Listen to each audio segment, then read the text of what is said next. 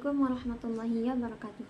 Perkenalkan, nama saya Rodiah, NIM 215050191 dari jurusan Ilmu Al-Quran Tafsir UIN Imam Bonjol Padang. Jadi dalam video kali ini saya akan membahas konsep pendidikan dalam Quran Surah At-Tahrim ayat 10 sampai 12 yang berbunyi A'udzu billahi minasyaitonir rajim. Bismillahirrahmanirrahim. Daraballahu masalan lilladzina kafaru imra'ata Nuhin wa imra'ata Lut kanata tahta 'abdaini min 'ibadina salihaini fakhanatahuma falam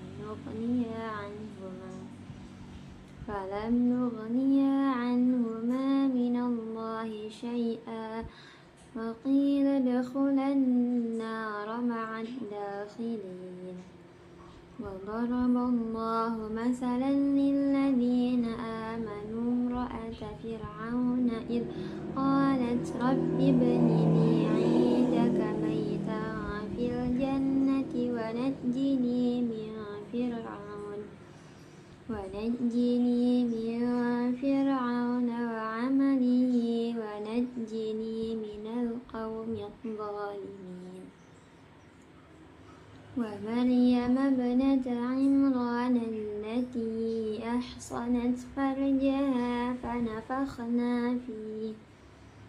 فنفخنا فيه من روحنا وصدقت بكلمة ربها وكتبه وكانت من القانتين Shadaqallahul azim.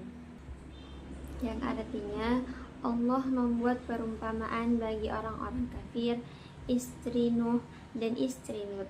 Keduanya berada di bawah pengawasan dua orang hamba yang soleh di antara hamba-hamba kami. Lalu kedua istri itu berkhianat kepada kedua suaminya. Tetapi kedua suaminya itu tidak dapat membantu mereka sedikit pun dari siksa Allah. Dan dikatakan kepada kedua istri itu, masuklah kamu berdua ke neraka bersama orang-orang yang masuk neraka. Dan Allah membuat perumpamaan bagi orang-orang yang beriman.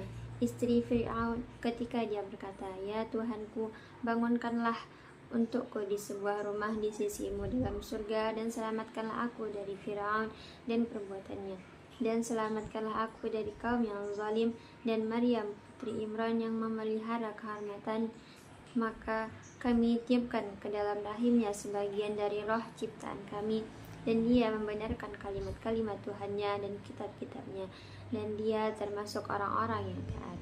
Quran Surah At-Tahrim ayat 10 sampai 12. Penafsiran dari Quran Surah At-Tahrim ayat 10 sampai 12.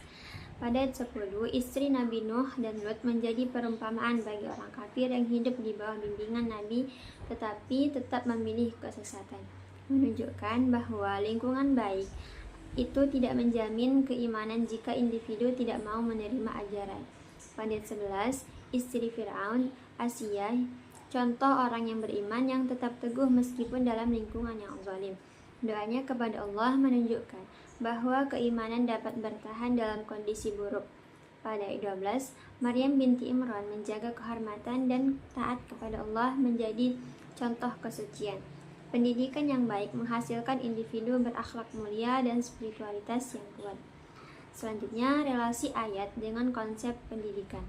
Pada ayat 10 mengajarkan bahwa kegagalan keimanan bisa terjadi meskipun dalam keluarga yang baik, menunjukkan perlunya penerimaan hati terbuka terhadap pendidikan.